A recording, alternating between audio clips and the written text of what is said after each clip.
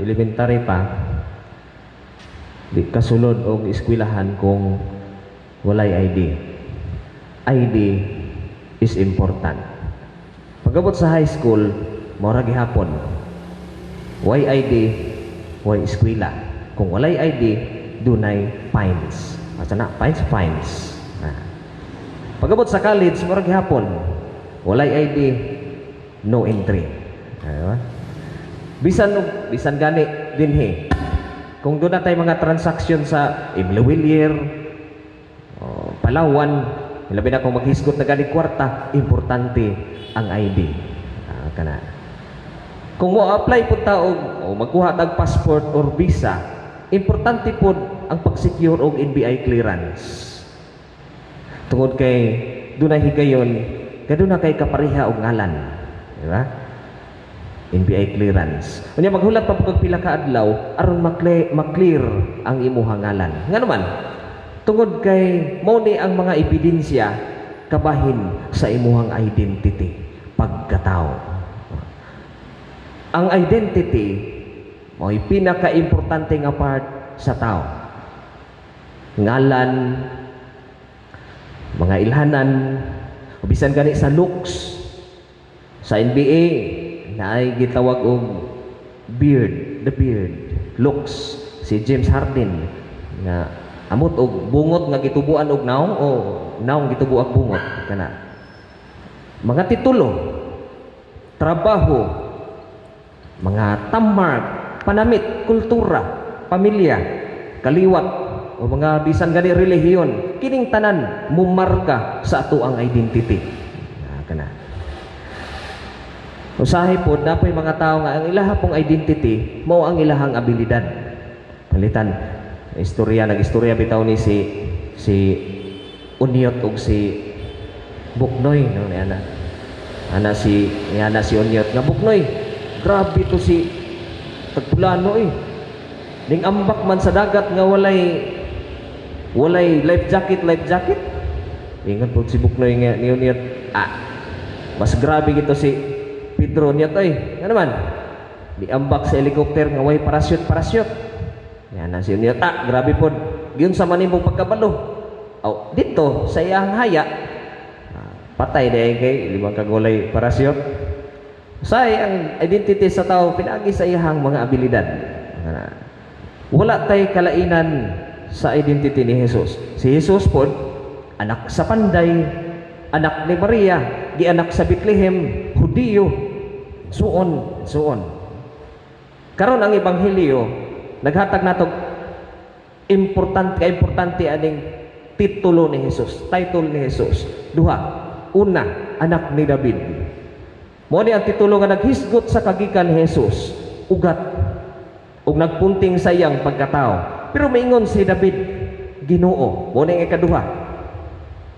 Si Jesus mismo, Ginoo nga si Jesus mismo nga anak sa Ginoo. Kining duha ka titulo ni Jesus nagpunting sa kamatuuran kabahin sa atong Kristohanong pagtuo nga si Jesus ang pulong nga nahimong tao is both divine and human.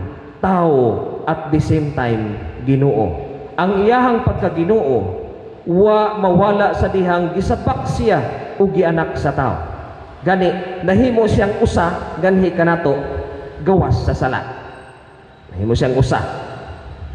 Muna nga alang kanato kining mao nga titulo ni Jesus nagpunting usab sa matuod natong pagkatao, humanity ug identity.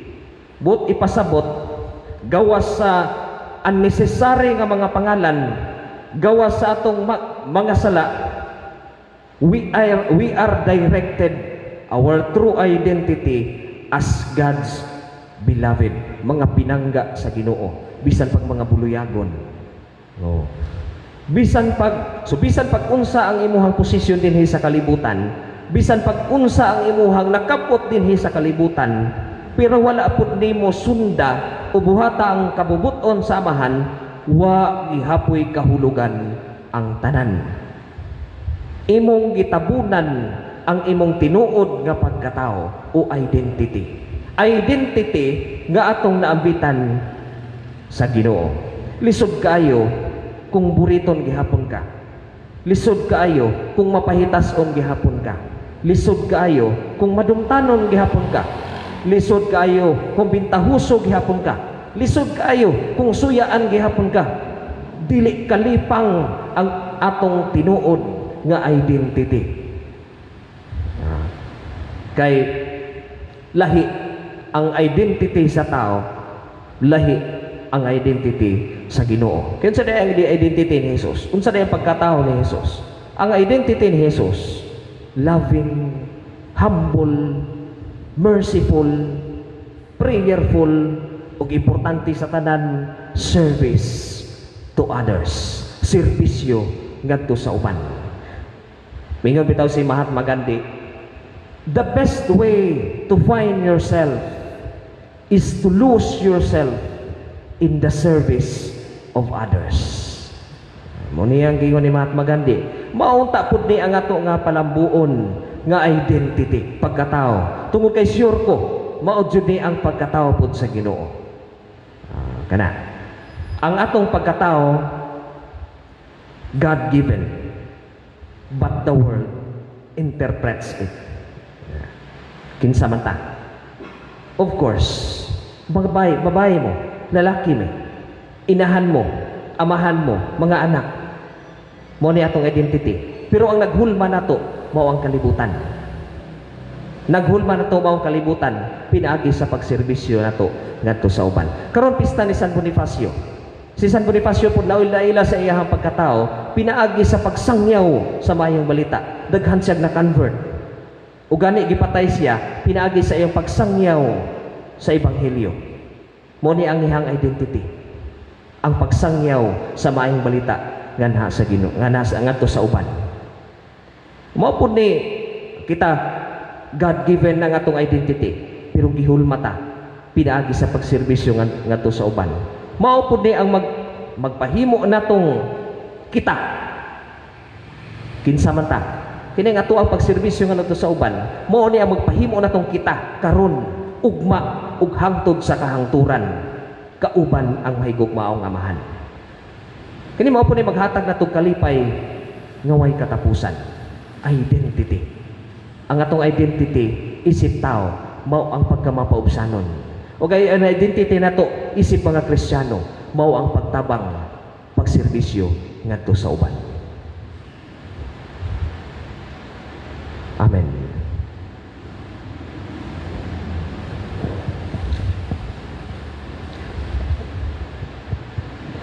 Palihog manindog ang tanan.